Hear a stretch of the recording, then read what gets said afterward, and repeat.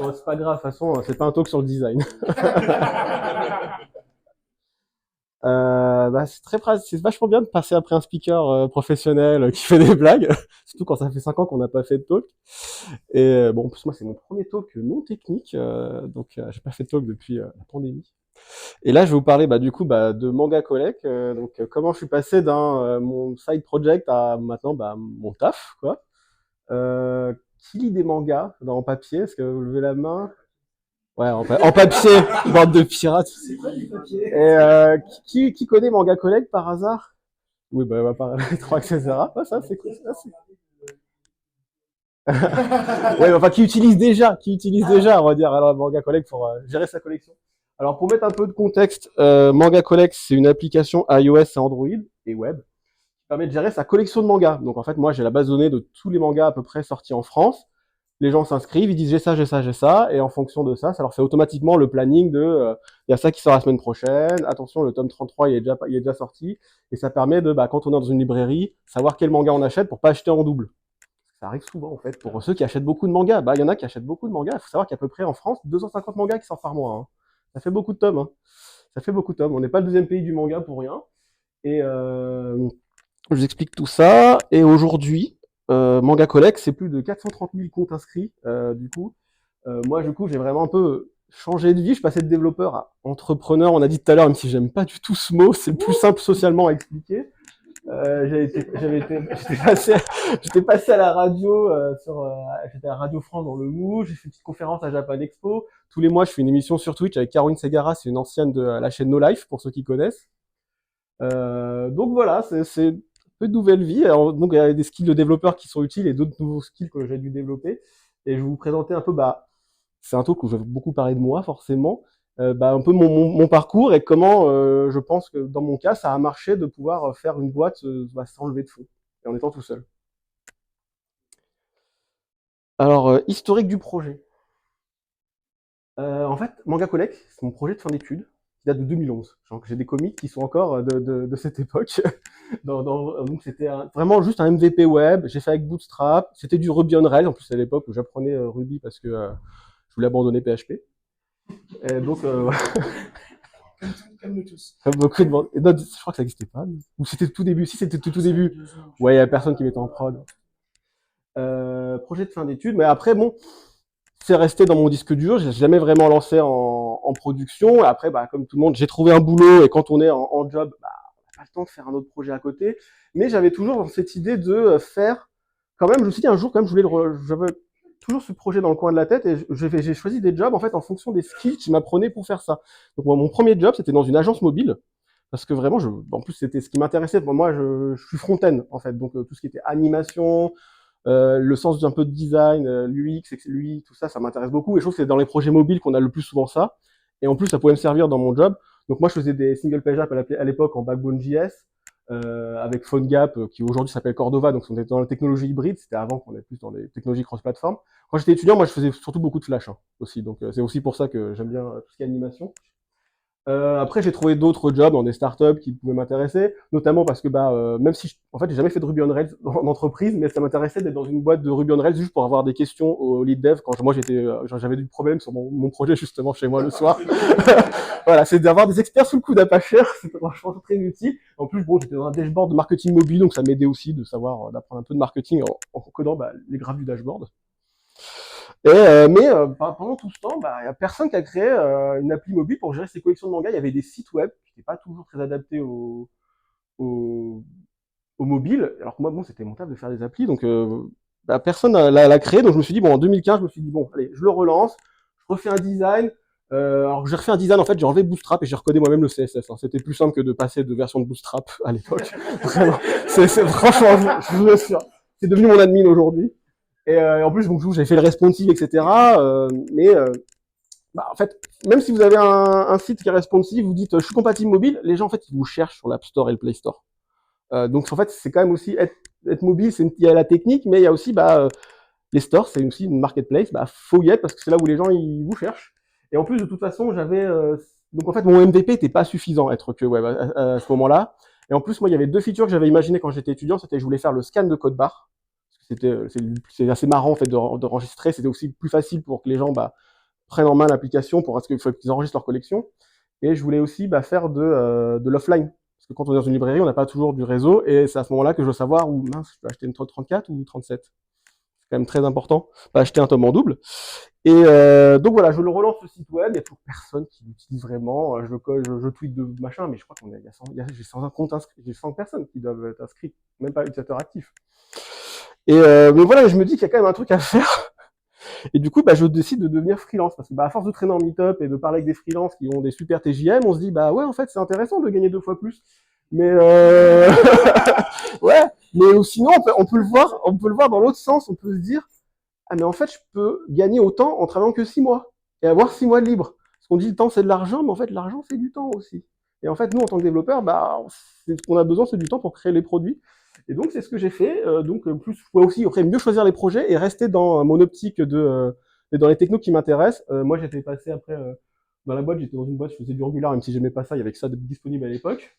Et quand React est arrivé, et surtout React Native, je me suis dit mais il faut que je fasse ça pour coder.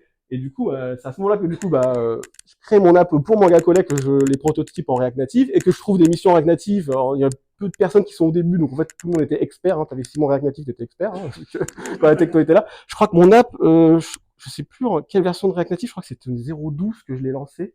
Donc voilà, j'ai fait toutes les versions de React Native jusqu'à aujourd'hui à peu près. Donc pas cette version pour ceux qui font du React Native, ils savent la peine que c'est. Voilà, donc quand on fait ça depuis la 0.12, c'est sympa. Et donc voilà, donc ça marche, je commence à coder tout le truc, etc. Je fais mes missions, des fois je suis à temps plein pendant 6 mois, des fois j'arrive à négocier du 4/5e, bref, j'arrive à me dégager beaucoup plus de temps et à avancer sur le projet et tout, mais bon, on a toujours peur de le lancer, on peut être un peu perfectionniste des fois, on a peur du jugement, on veut se dire, ah mais non, elle est pas prête l'application. Et en 2017, il y a une application qui s'est lancée qui s'appelle Bubble, qui a levé 300 000 €, et je me suis dit, pour gérer sa collection de BD, comics et mangas. Et je me suis dit, aïe, je vais me faire doubler comme ça pour mon projet de fin d'études, ça fait longtemps, qui est mon petit bébé, qui est jamais lancé. Bon, j'avais quand même le site web qui était en place, mais j'avais pas l'application. Et en fait, c'est un sacré coup de pied au cul, un petit peu que ça m'a donné pour vraiment me lancer, parce que ce qui est important aussi dans un side project, c'est de garder la motivation. Et être piqué à l'ego, en fait, c'est aussi une motivation qui peut être prise. En fait, après, il faut juste l'exploiter de manière saine, entre guillemets, en disant, je vais faire mieux.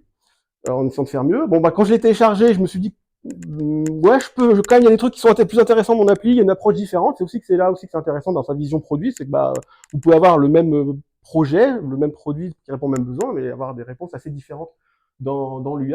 Donc là, à ce moment, je me suis dit, bon là, faut pas que je loupe l'article qui date de mars 2017. Je me dis, faut pas que je loupe le coche.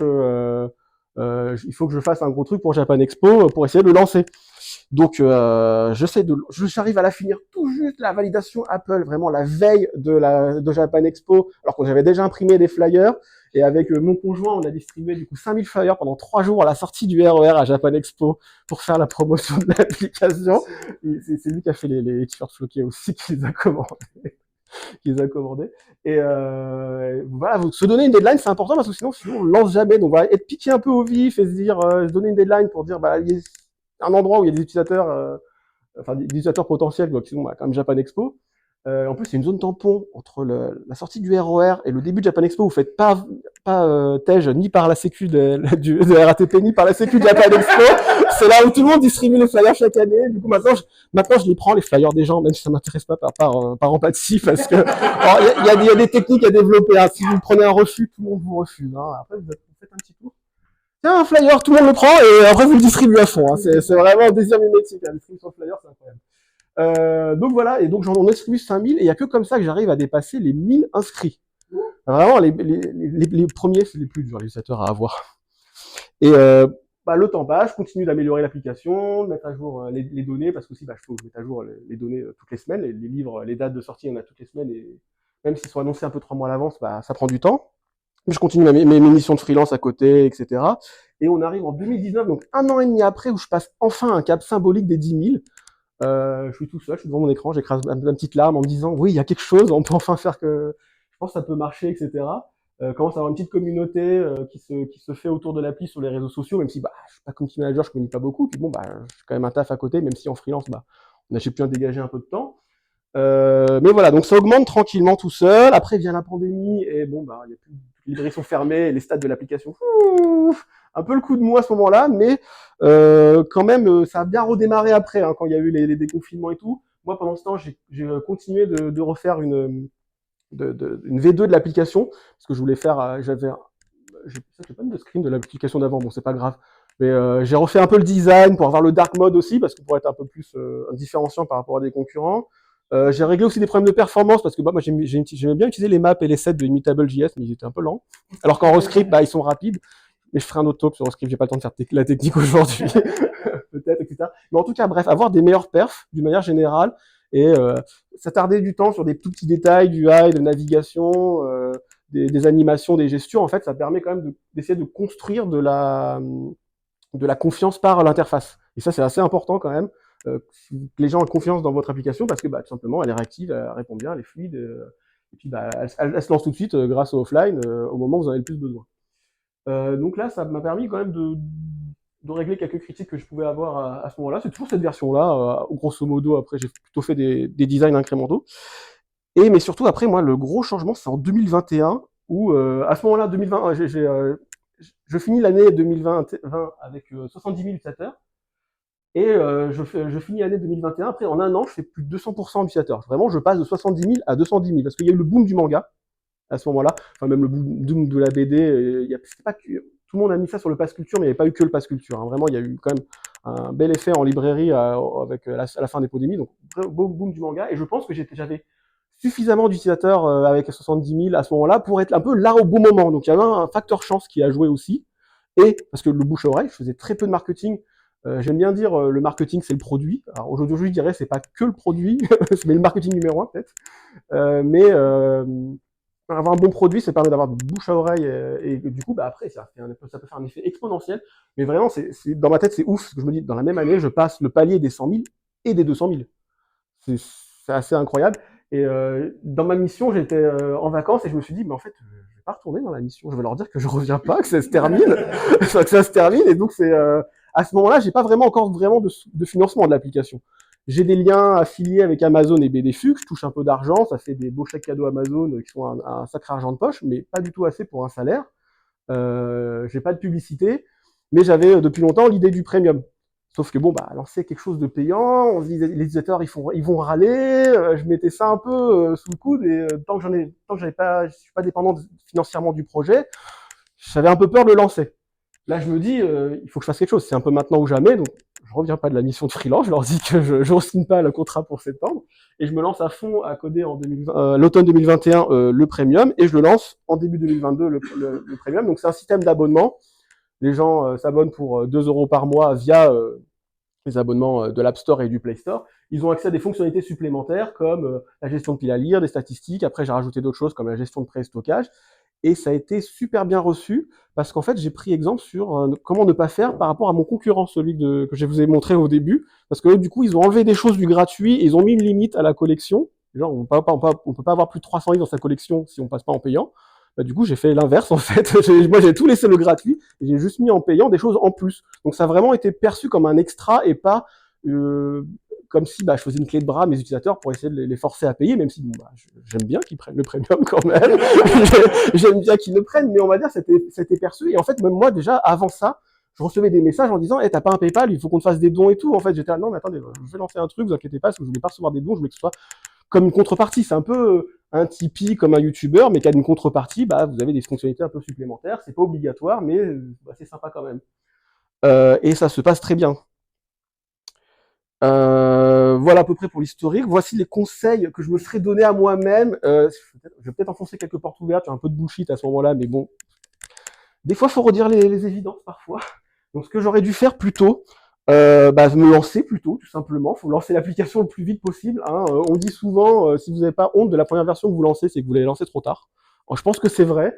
Et même si votre application elle n'est pas prête et que pour la lancer, etc., il faut construire votre audience. Si vous savez déjà quelle audience vous allez construire, moi j'aurais dû faire un blog, j'aurais dû parler de manga, j'aurais dû faire des threads sur les réseaux sociaux, je sais pas. J'aurais dû être un peu déjà identifié par des lecteurs manga qui existaient déjà, parce qu'en fait c'est compliqué. Les premiers utilisateurs, je vous ai dit, qu'est-ce qu'il faut faire pour distribuer des flyers, pour avoir les 1000 premiers, attendre 1 an et demi pour les 10 000. Après, ça fait boule de neige, mais le début, il est hard à garder la motivation à ce moment-là.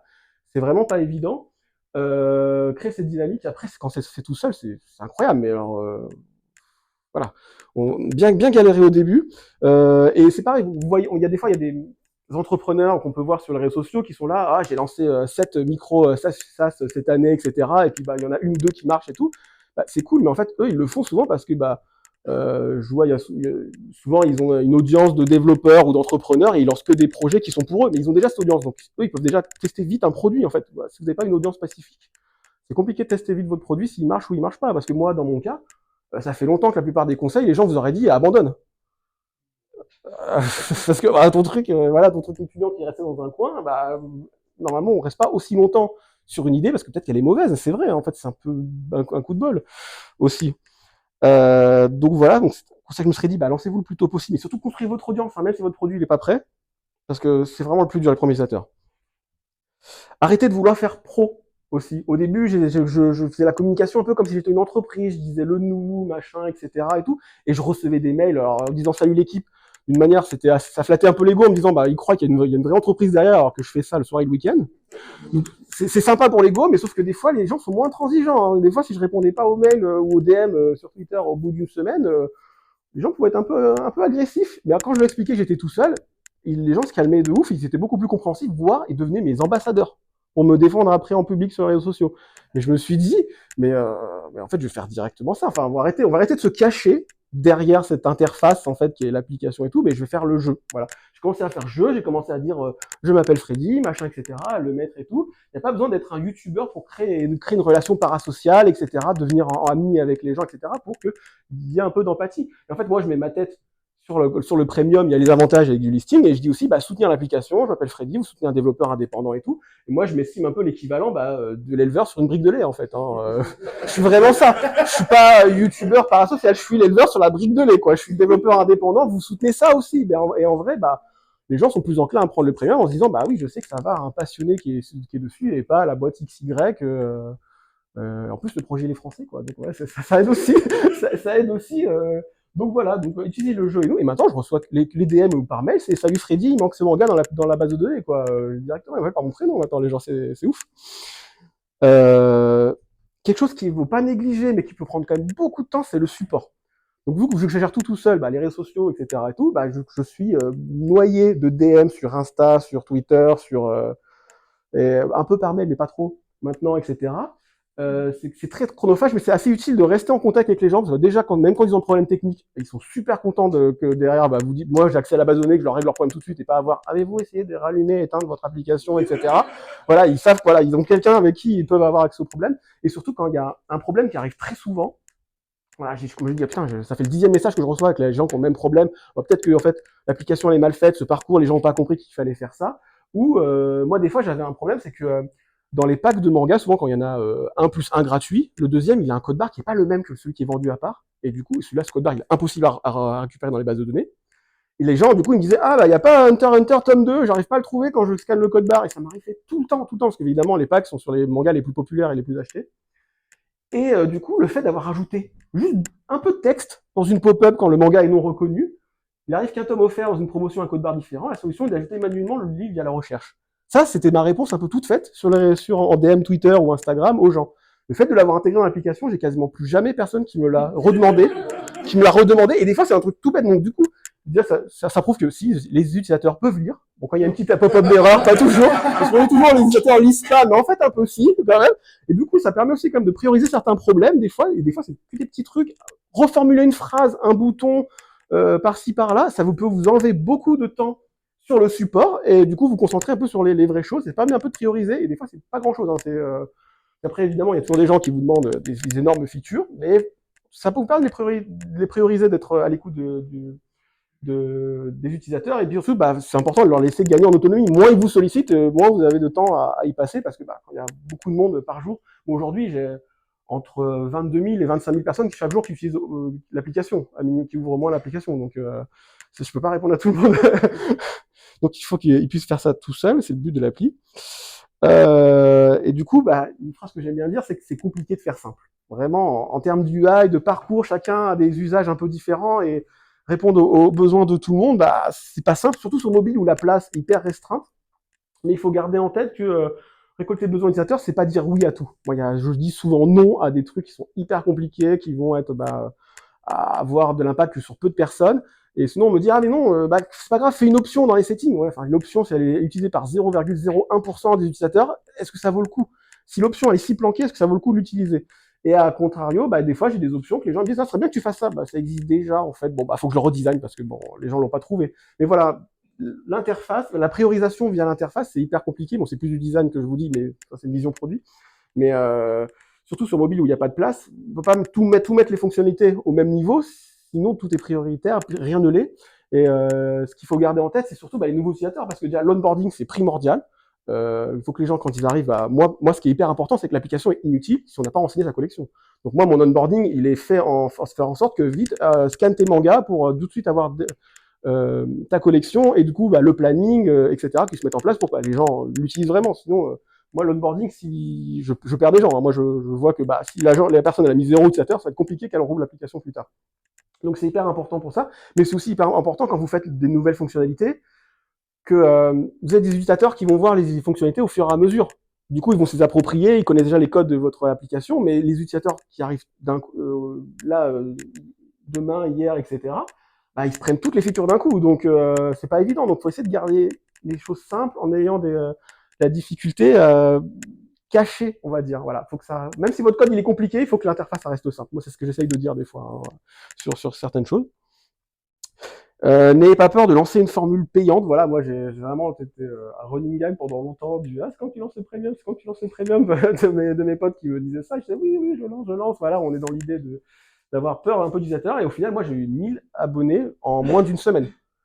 Parce que les gens, j'ai un peu teasé, j'ai pas fait beaucoup de communication, j'ai un peu teasé, et les gens ils ont répondu présent parce que j'avais un nouvel utilisateur qui attendait de pouvoir me soutenir et d'avoir des fonctionnalités qui étaient demandées. La PIA était très demandée.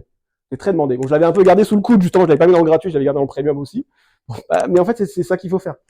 Et du coup, mettre en place. Pourquoi au début, on m'a aussi beaucoup demandé pourquoi un abonnement plutôt qu'un achat unique. Déjà parce que l'abonnement c'est mieux pour avoir un revenu tous les mois parce que les frais sur le serveur et le salaire il est tous les mois. Mais surtout en fait de toute façon moi je crois pas trop à l'achat unique dans le sens où dans le logiciel en vrai l'entreprise elle est obligée de vous faire une V2 plus tard et de vous vendre une V3 en permanence en fait. Donc en fait ça reste un abonnement déguisé et en même temps, elle doit être obligée de maintenir la V1, la V2, la V3 pour un minimum de sécurité. Elle va perdre des utilisateurs à chaque fois. Il doit avoir 3 versions de la logiciel à retenir. Moi, je trouvais ça un peu compliqué. Aujourd'hui, c'est quand même beaucoup plus admis, mais en tout cas, quand j'ai lancé en début 2022, j'avais eu quelques retours là-dessus, mais maintenant, c'est très bien passé par le premium. Après, les gens peuvent arrêter le premium pendant un moment, le reprendre plus tard, ils gardent leurs données, etc. Donc ça, c'est plutôt bien perçu. Donc voilà. Et après, même s'il y a jamais fait autant d'utilisateurs en une semaine de premium que maintenant, ça continue d'augmenter vraiment incrémentalement. Chaque jour, il y a des gens qui prennent le premium, il y a des gens aussi qui continuent pas l'abonnement, mais il y a toujours un différentiel positif. Après tous ces exemples que je vous ai donnés, peut-être que vous connaissez déjà que vous avez déjà entendu dans d'autres talks, je voudrais revenir un peu sur les particularités de mon exemple, parce que du coup, faire un solo projet sans lever des fonds, je pense pas que ce soit adapté à tous les types de projets ni à tous les business models. Donc je vais vous donner, pourquoi je pense que ça a marché dans mon cas. Alors dans mon cas, en fait, moi, j'ai pas de user generated content. C'est-à-dire que je ne suis pas un réseau social, je ne suis pas une marketplace. Parce que c'est vachement bien de pas avoir de contenu à gérer, mais il faut se dire qu'au début, s'il y a personne, comme je vous ai dit qu'en plus les premiers utilisateurs, c'était hyper compliqué à avoir. S'il y a personne, l'utilisateur il arrive, en fait, il se reconnecte pas. Vous arrivez sur une marketplace, il y a rien à acheter ou il y a rien à vendre, ça marche pas. Vous allez sur un réseau de rencontres, s'il y a personne, vous revenez plus. Et du coup, c'est super compliqué de créer cette boucle vertueuse qui au début, du coup, est un cercle vicieux. Et pour ça, pour moi, souvent, faut injecter beaucoup de marketing en fait là-dedans. Il me semble que d'ailleurs, même à l'époque, Le Bon Coin, vu que c'est une boîte, c'est pas française à la base, c'est une boîte, je sais plus si c'est un néerlandais ou c'est un pays scandinave en tout cas, ils avaient acheté des annonces de top annonces pour les mettre sur Le Bon Coin, pour se lancer au début. Donc voilà, enfin, il y a des stratégies hein, si vous voulez faire ça. Donc c'est moi dans ce cas-là où bah j'ai pas de budget marketing, je pense que c'est compliqué. Parce que moi du coup l'avantage que j'avais de pouvoir me lancer très incrémentalement, c'est que l'utilisateur, que dans la base de données il y en ait 1000 ou 100 000 personnes, en fait il arrive, il interagit lui-même avec ses mangas, avec le planning. En fait moi du coup j'ai déjà moi je proposais de l'information. C'est un peu du boulot que je dois faire de gérer ce planning, toutes ces dates de livres qui sortent, qui peuvent changer, surtout pendant Covid, ça a beaucoup changé, et la crise du papier.